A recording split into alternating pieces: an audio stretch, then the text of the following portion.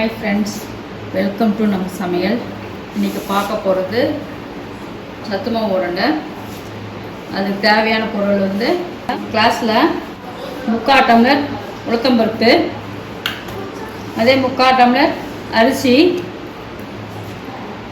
3/4 tumbler பொட்டுக்கடலை, 10 முந்திரி, 10 பாதாம் பருப்பு 2 உடைச்சி போட்டிருக்கேன், 10 நடக்கடலை, 1 ஸ்பூன் எள்ளு,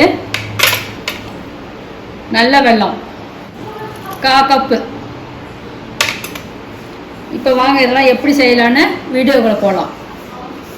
அடுப்பத்தை வச்சு வடசட்டி வச்சு எண்ணெய் இல்லாமல் வறுத்துக்குங்க. கருப்பு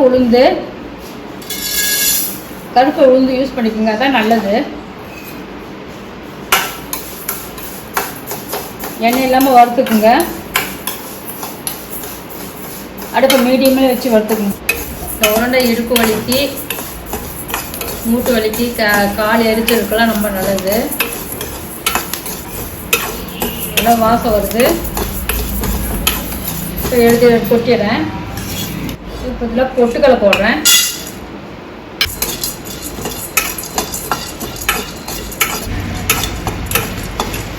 இது வலுப்பட்டுருச்சு, எடுத்து கொட்டிடுறேன். இதில் அரிசி போடுறேன். பழைய பொன்னி அரிசி,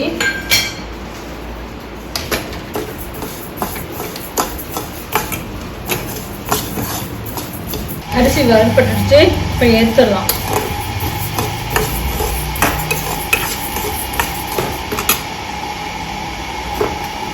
எள்ளு 1 ஸ்பூன் போட்டு வறுத்துடலாம்.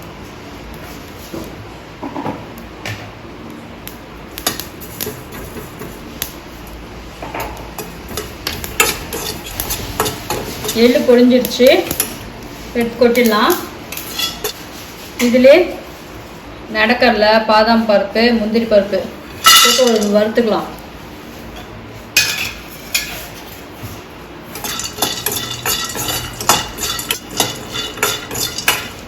இப்போ அடுப்பு ஆஃப் பண்ணிடலாம். போதும். இப்போ இதில் 2 கல் உப்பு போட்டுக்கலாம். உப்பு போட்டால் கொஞ்சம் டேஸ்ட்டாக இருக்கும். எல்லாம் வறுத்துட்டேன். இதை வந்து பனைவெல்லத்தோடு சேர்த்து அரைச்சிட்டு வந்துடலாம். நல்லா பனைவெல்லம் போட்டு அரைச்சிட்டு வந்துட்டேன். நல்லா நைஸாக அரைச்சிருக்கேன். நல்லெண்ணெய் ஊற்றி உருண்டை பிடிச்சிடலாம். நெய் ஊற்றினா சீக்கிரம் கெட்டு போயிடும். அதனால் நல்லெண்ணெய் ஊற்றி பிடிச்சி வச்சிடலாம். கொஞ்சம் கொஞ்சமாக பிரித்து இந்த மாதிரி ஊற்றி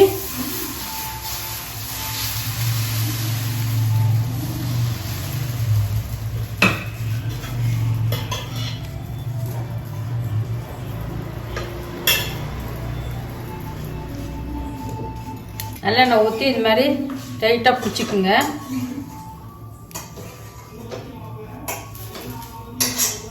நல்லா அழுத்தி பிடிங்க.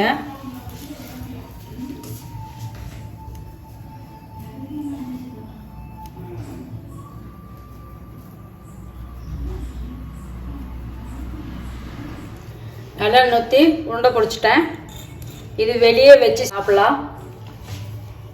1 மாதம் வரைக்கும் நல்லா இருக்கும். நல்லெண்ணெய் ஊற்றி செஞ்சுருக்கணும், நல்லாயிருக்கும். நீங்கள் வீட்டில் செஞ்சு பார்த்துட்டு எப்படின்னு கமெண்டில் சொல்லுங்கள். வேறு ஒரு ரெசிபியோட மீண்டும் சந்திப்போம். தேங்க்யூ.